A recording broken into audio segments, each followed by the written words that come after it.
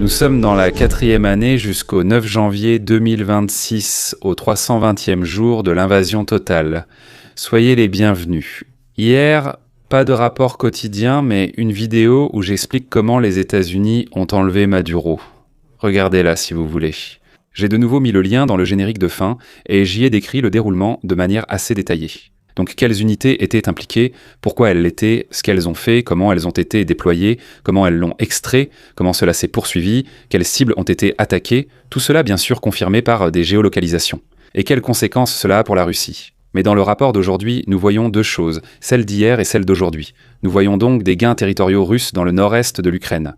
Des aperçus étranges et parfois troublants sur l'armée russe, une nouvelle attaque avec le missile Orychny-Mittelstecken et bien plus encore.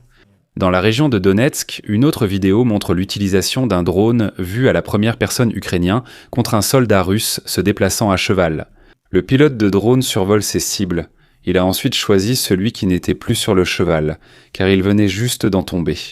Aussi cynique que cela paraisse, il n'y a plus de règles spéciales sur le champ de bataille, même si la Russie emploie des méthodes rappelant des guerres d'avant 1914. Quiconque part en mission armée, que ce soit dans un véhicule blindé, sur un quad ou à cheval, reste une cible légitime. En même temps, l'incident montre aussi à quel point ces drones sont désormais utilisés avec précision. La cible est clairement choisie, l'effet est militairement évident et, du moins dans ce cas, la cible est épargnée. J'ai trouvé cette image encore meilleure, un vieux Mosin Nagant à répétition à côté d'un fusil anti-drone Helsing TXFQ-01 chinois. La Mosin, fabriquée d'abord en 1891 puis pour la dernière fois en 1973, a été produite pendant 135 ans avant d'être remplacée par un fusil anti-drone. Les deux dans la même tranchée, ce n'est pas une critique de la Mosin. Ce fusil est vraiment magnifique et je l'ai testé plusieurs fois au stand de tir. En version tireur d'élite, il est sûrement plus utile dans cette guerre qu'en simple fusil d'infanterie. Je n'aimerais pas l'utiliser face à des fusils d'assaut modernes. Mais ce qu'on peut clairement voir, c'est qu'il y a ici une grande différence avec la technologie et les conditions de la guerre, comme on l'a déjà vu tout à l'heure. Certains soldats russes se déplacent avec un blindé de commandement et de reconnaissance, d'autres montent à cheval, les deux dans la même guerre et les deux sur le même secteur du front. De même, ces deux fusils, séparés par des décennies, sont aussi utilisés dans la même tranchée. Andreevka est tombée, comme je l'avais prévu, elle ne restera pas sous contrôle ukrainien ce mois-ci. Les Russes ont repris la localité ainsi qu'Oleksivka ces dernières semaines. Comme les Ukrainiens ont laissé retomber l'élan des dernières attaques ici et n'ont pas lancé d'autres offensives, lorsque les Russes, il y a environ un demi-an, ont commencé à se replier progressivement. Ils ont dû le faire parce qu'ils ne pouvaient là pas tenir leur position. Le 225e régiment d'assaut du côté ukrainien était présent à ce moment-là et menait ici l'avant-garde. Cependant, la situation est devenue de plus en plus intense sur le front de l'Est, et c'est pourquoi le 225e a également été déplacé, et n'est jamais revenu sur ce secteur du front depuis lors. Et les Ukrainiens manquent maintenant ici d'une telle unité offensive, surtout dans une zone où les Russes ont pu très bien s'enterrer. D'ailleurs, c'était aussi le seul gain de terrain de la journée. Quand les Russes ont accusé les Ukrainiens d'avoir attaqué Poutine avec des drones, j'avais déjà prédit qu'ils s'en serviraient pour justifier une nouvelle offensive. Et aujourd'hui, la Russie a de nouveau utilisé le missile Orychny à moyenne portée pour frapper une cible en Ukraine. C'est la deuxième fois que ce missile frappe l'Ukraine, mais pas sa deuxième utilisation globale. Vous vous souvenez de ceux qui ont explosé sur la rampe de lancement l'année dernière ou juste en orbite basse? Mais une frappe reste une frappe. Cette fois, ils ont frappé près de la frontière de l'OTAN, dans la région de Lviv. On voit que les ogives frappent successivement. C'est une image typique d'une attaque Multiple Independently Targetable Reentry Vehicle, donc MIRV. Qu'est-ce que c'est exactement? Eh bien, vous ne devez pas imaginer ce missile comme un missile conventionnel. C'est en quelque sorte un projectile qui monte vers le haut puis retombe au sol comme une bombe. Et dans le meilleur des cas, elle atteint sa cible.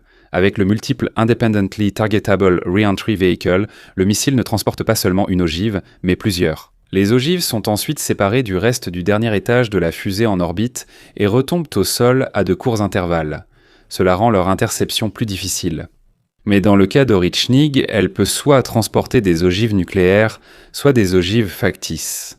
Les Russes avaient annoncé il y a plus d'1 an qu'ils voulaient désormais fabriquer et installer des ogives conventionnelles pour cela, mais ils n'ont probablement pas réussi, car cette attaque a de nouveau été menée avec des ogives factices. On le voit aussi très bien ici sur l'image des dégâts. On ne voit pas d'explosion, on voit en fait simplement un impact ou une perforation normale. Plus précisément, on peut aussi bien le voir à la banque qui se trouve toujours ici devant, alors que dans le mur, il n'y a qu'une citation, un trou qui s'est formé. Et cela n'est possible que parce qu'il s'agit de têtes de guerre factices lourdes, qui tombent du ciel, et non de projectiles qui explosent à nouveau au sol. D'un point de vue militaire, l'utilisation est à considérer moins comme une percée que comme un signal politico-stratégique. Le système est considéré comme une évolution du Roubiche, 26 Roubiches, et possède une portée estimée entre 2000 et 5000 km. Même si les ogives utilisées jusqu'à présent n'étaient apparemment pas nucléaires, chaque lancement de ce type oblige l'Ukraine et l'Occident à réagir avec un niveau d'alerte maximal. Et c'est précisément là que réside l'objectif. Cela peut générer une pression d'escalade, simuler des démonstrations de force et déstabiliser les décideurs occidentaux. Surtout à une époque où les États-Unis capturent des pétroliers russes et où des alliés russes comme la Syrie et maintenant aussi le Venezuela sont perdus. L'objectif militaire de l'attaque était de déstabiliser encore le système énergétique et de chauffage ukrainien, déjà affaibli. Comme lors des attaques hivernales précédentes, des drones, missiles de croisière et roquettes ont visé surtout Kiev. Le reste de l'attaque a été mené. Les Russes ont un nouveau jouet. Ici, ils présentent un petit véhicule terrestre sans pilote. Le robot est utilisé pour transporter du matériel, des munitions, des fournitures et parfois aussi des drones. Chacune de ces solutions a ses propres avantages. Cela permet d'approvisionner les positions sans risquer d'être traqué par un drone. Inutile d'emprunter une voiture, un cheval ou un âne pour accéder à la zone dangereuse. De plus, on peut aussi transporter des drones ici, les emmener plusieurs kilomètres plus loin et les lancer depuis des endroits où les Ukrainiens ne s'attendent pas à avoir de drones. Si les Ukrainiens parviennent à analyser ou à intercepter à nouveau l'une des vidéos de drone, ils sauraient tant seulement d'où elle a été lancée, mais pas où se trouve le pilote, car le drone a d'abord été transporté dans une autre zone. Ici, des biens de première nécessité sont transportés, mais ils n'iront pas loin, car quelques mètres plus loin, ils exploseront sur une mine. Ce que nous voyons ici, c'est encore un soldat russe à cheval, mais celui-ci est différent, car il a une antenne satellite Starlink attachée sur le dos. Des sources russes décrivent essentiellement un concept intelligence, surveillance et reconnaissance montée improvisée, c'est-à-dire un cavalier qui devient une installation de communication mobile.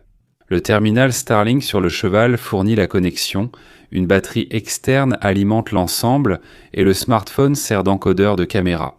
La caméra orientée vers l'avant offre un flux en direct depuis la perspective de la cavalerie. Au poste de commandement, les responsables pourraient suivre en temps réel les déplacements et la vision de l'éclaireur, BR 2018. Ou bien si l'on s'engage dans une zone de tir, ou si l'on a peut-être pu atteindre une ligne de couverture. Au final, ce n'est rien d'autre qu'un drone de reconnaissance humain à cheval. Militairement, l'avantage recherché serait bien sûr d'obtenir une meilleure image de la situation à courte distance, des voies de communication plus courtes et la possibilité d'observer directement les mouvements et les contacts au lieu de les interpréter à travers des rapports radio. S'il y en a, bien sûr.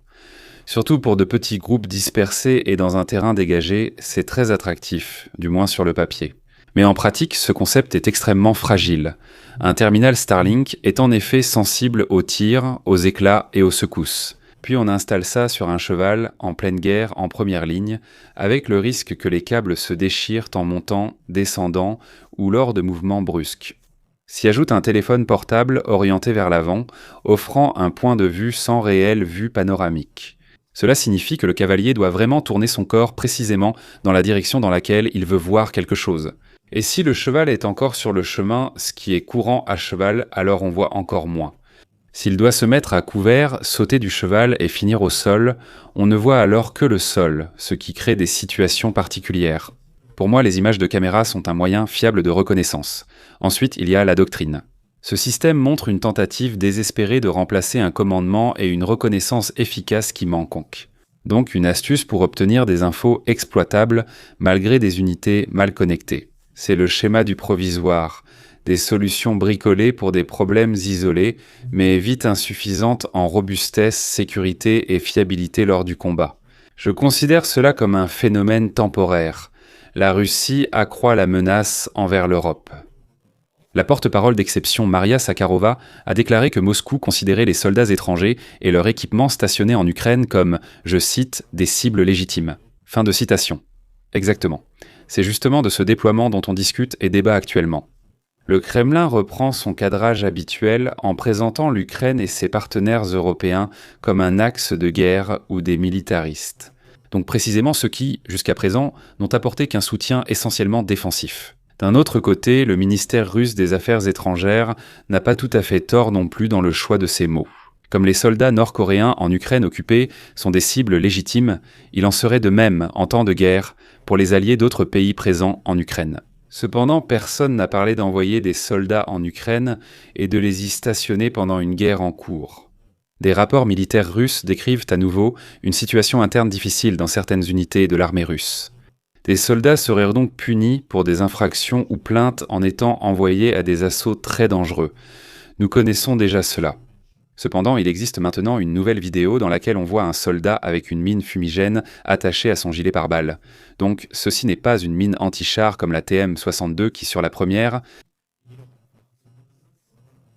on peut aussi la déclencher à distance pour créer un écran de fumée qui dure longtemps, jusqu'à 10 minutes si je me souviens bien. Au final, un mur de fumée vivant est envoyé avec l'attaque. La garde côtière américaine a saisi dans les Caraïbes le pétrolier Olinda, soupçonné de transporter du pétrole russe en violation des sanctions. Le navire venait de quitter la Chine et s'inscrit ainsi dans un schéma connu de navires inconnus, de détournement de route et de violation de sanctions contre lesquelles les États-Unis agissent. C'est le 3e pétrolier intercepté par les États-Unis en quelques jours. Cela marque un durcissement notable contre les flottes fantômes russes et le transport illégal d'énergie. Merci à tous les abonnés, membres et l'équipe Algo, ainsi qu'au lieutenant-colonel Renek, Robert Ziller, Dietrich, Freddy et Mayrofer. Abonnez-vous, likez, commentez et à la prochaine mise à jour.